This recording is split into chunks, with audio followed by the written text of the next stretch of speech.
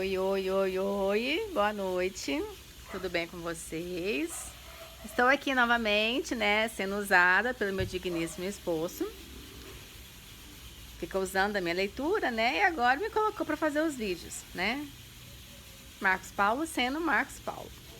Mas tudo bem, ele vai estar banho da Maria Laura. Então qualquer coisa, se eu parar o vídeo, gente, não assusta, que eu fui socorrer duas pessoas. Então vamos lá? Ele mandou para vocês o quarto e o quinto mandamento. Só recapitulando o que a gente já falou antes dos 3 primeiros mandamentos, que é adorar a Deus sobre todas as coisas, não invocar o seu santo nome em vão e guardar domingos e festas. Então, os 3 primeiros mandamentos é referente a Deus, né? Honrar a Santíssima Trindade.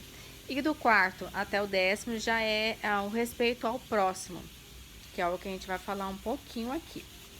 Deixa eu só abrir aqui a tela. Então, vamos lá.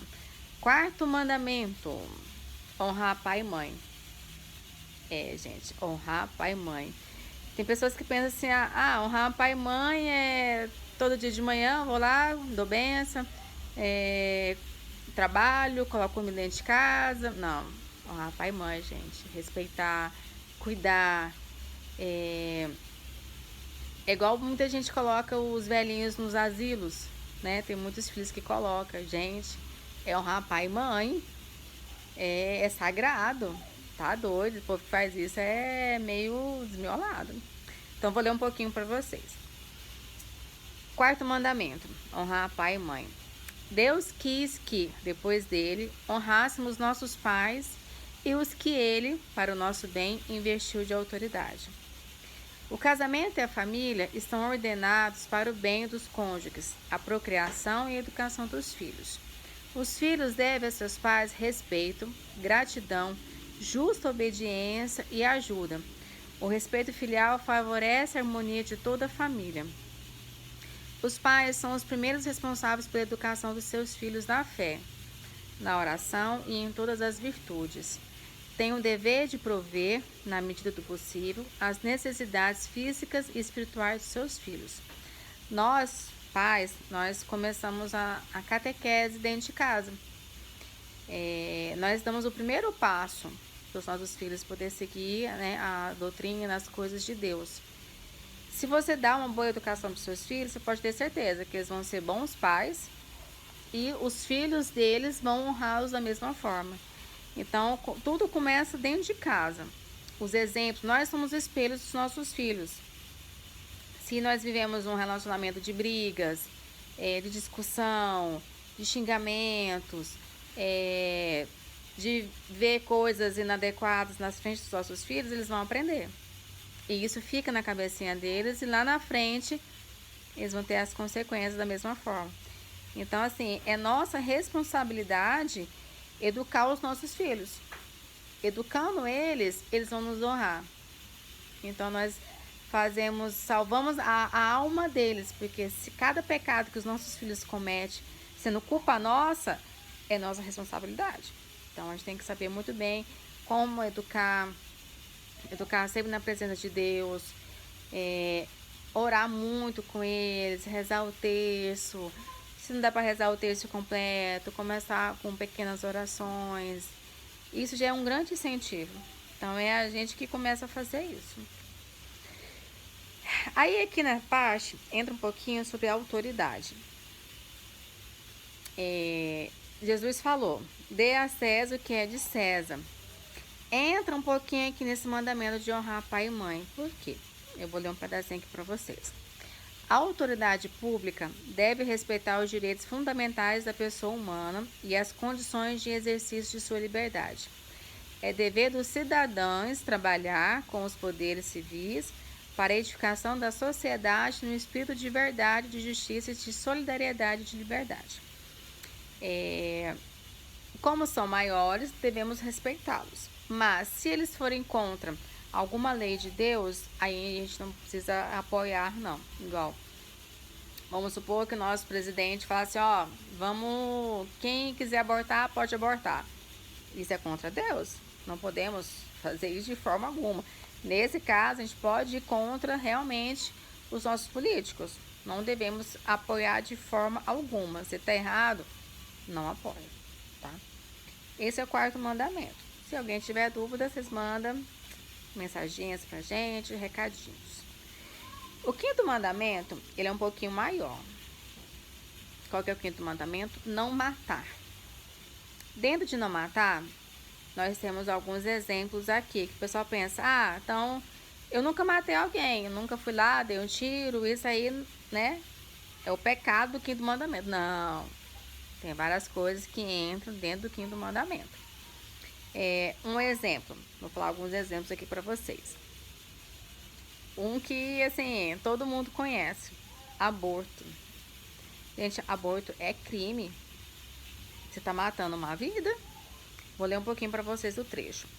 A vida humana deve ser respeitada e protegida de maneira absoluta a partir do momento da concepção. Ou seja, descobri que eu tô grávida, tô com um mês. Né?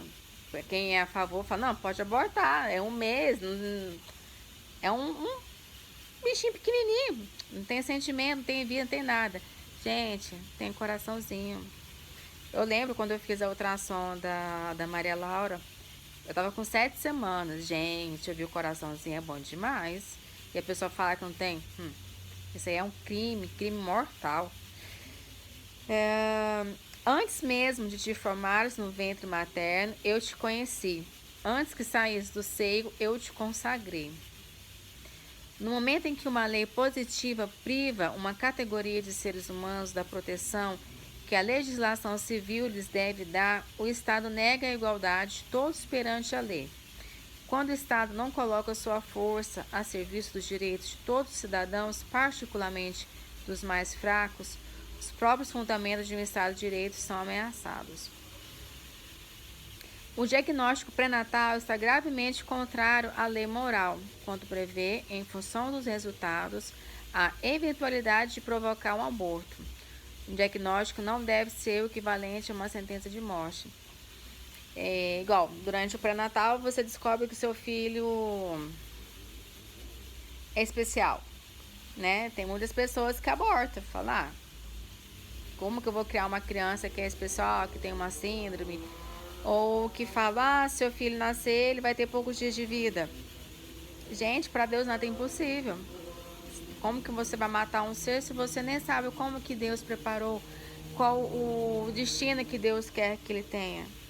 Então a gente não pode abortar. Aborto é um crime assim gravíssimo. Tem um filme, eu acho que a gente já falou isso pra vocês. Eu vou tentar lembrar o nome dele, que aí o Paulo a gente assistiu antes de eu engravidar, sobre aborto. Eu acho que a gente já falou isso pra vocês, mas eu vou ver se eu acho, se eu lembro o nome dele pra vocês assistirem.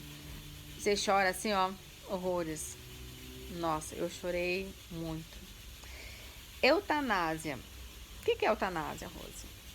Eutanásia é quando, vamos supor, eu sofri um acidente, fiquei com paralisia no corpo todo. Não mexo meus membros, meu braço, minhas pernas, não mexo nada.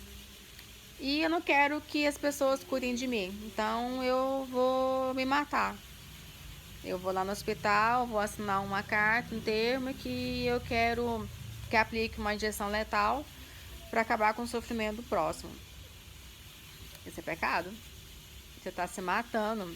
E se matar, porque ninguém pode tirar a vida, só Deus. Você não pode tirar a vida do próximo, você não pode tirar a sua vida. Então, eutanásia é um pecado, gente. Suicídio. Tem pessoas que falam que tá cansada, que a vida tá difícil. Todo mundo sabe que a gente tem vários problemas, né? Todos nós temos alguns problemas, temos algumas dificuldades, mas isso não é motivo para a gente se cometer o suicídio. Suicídio, você tá tirando sua vida. A eutanásia, você faz com que outra pessoa, né, te mate. Aplica uma injeção, alguma coisa. Suicídio, você se mata.